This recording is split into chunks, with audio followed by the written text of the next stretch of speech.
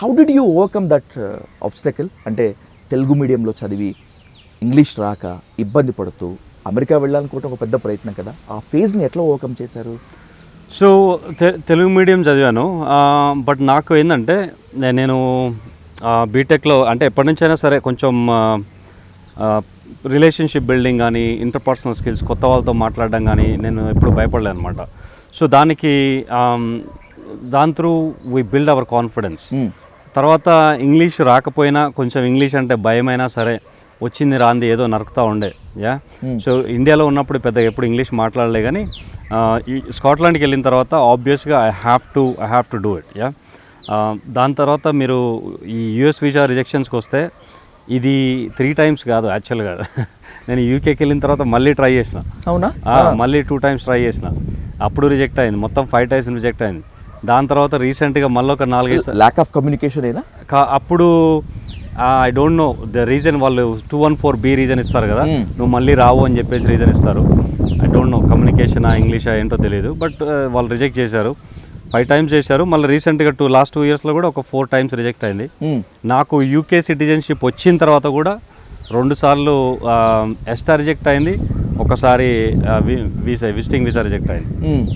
So టోటల్గా నాకు ఒక 9 సార్లు యూఎస్ వీసా రిజెక్ట్ అయింది. అయినా సరే వదలలేదు, మొత్తానికి 10వ సారి తెచ్చుకున్నాను. తెచ్చుకొని ఈ 9 times ఫెయిల్యూర్లో ఏంటి the weakness, what you recognized? మీలో మీరు గుర్తించిన బలహీనత ఏంటి? బలహీనత అంటే అంత దూరం ఆలోచించలేదు, బట్ అక్కడ చిన్న మిస్టేక్ జరిగింది యాక్చువల్గా. నాకు ఫస్ట్ 5 times నాకు రిజెక్ట్ అయినప్పుడు ఓకే, 6th time కూడా ట్రై చేసిన. సో 6th time స్టూడెంట్ లాగా వేసినప్పుడు నాకు అప్పుడు వీసా వచ్చింది యాక్చువల్గా. ఓకే, కానీ నాకు అదే వీక్లో నాకు యూకేలో ఐటీలో జాబ్ వచ్చింది. సో నేను జాబ్ చేద్దామని ఫిక్స్ అయిపోయినా, యూఎస్ ఇంకా లైట్ తీసుకుందామని అనుకున్నాను. లేకుంటే ఒక 6 months అయిన తర్వాత ఆలోచిద్దాం అనుకున్నాను. కాకపోతే 6 months అయిన తర్వాత మనకు తెలిసింది ఏంటంటే, నాకు ఇచ్చిన యూనివర్సిటీ ఉంటుంది కదా, అడ్మిషన్ ఇచ్చిన యూనివర్సిటీ, అది ఫ్రాడ్ అని తెలిసింది. ఓకే. సో వాళ్ళ యూనివర్సిటీ హెడ్కి ఒక 16 years ప్రిజన్ సెంటెన్స్ వేశారు. తర్వాత ఆ యూనివర్సిటీకి వచ్చిన స్టూడెంట్స్ అందరినీ పట్టుకొని వీసా రివోక్ చేసి డిపోర్ట్ చేశారు. ఓకే, ఇది పెద్ద న్యూస్ అయింది అప్పుడు, TV9 దాంట్లో వచ్చింది. ట్యాక్స్ RFID ట్యాక్స్ వేసి ఇచ్చేశారు. సో నేను వెళ్ళలేదు వెళ్ళకున్నా కానీ నా వీసా రివోక్ చేశారు. ఓకే, ఆ విషయం నాకు తెలియదు కదా, నేను వెళ్ళకపోతే నాకు తెలియదు కదా. సో రీసెంట్గా 2024లో నేను ఇంటర్వ్యూకి వెళ్ళినప్పుడు అదే అడిగారు, నీ వీసా ఎందుకు రివోక్ అయింది, నువ్వు ఎందుకు వెళ్ళలేదు, అసలు వెళ్ళావా, అసలు నువ్వు యూఎస్ వెళ్ళావు కదా అని 3 సార్లు అడిగారు. సో వాళ్ళే కన్ఫ్యూజ్ అయ్యారు. అలా ఆ సిస్టంలో ఏదో చిన్న గ్లిచ్ ఉండి మనకి అలా అయింది. కానీ అనుకున్నాను, అంటే ఎందుకు నాకే ఇట్లా అవుతుంది అనుకున్నాను. But there was something that kept me going. US వెళ్ళడం అనేది డ్రీమ్.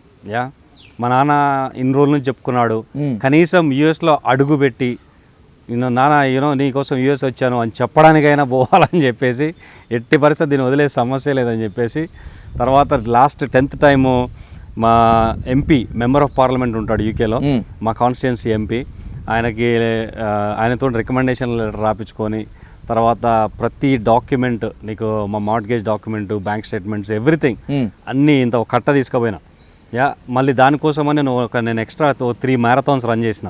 ఓకే, నేను యూఎస్ వెళ్ళాలనుకునేది షికాగో, న్యూయార్క్ 2 marathons రన్ చేయడానికి, 42 kilometers ఈచ్. ఓకే, సో ఈ మ్యారథాన్స్ నేను ఆల్రెడీ రన్ చేస్తున్నానని చెప్పడానికి what the purpose of that marathon చెప్తాను.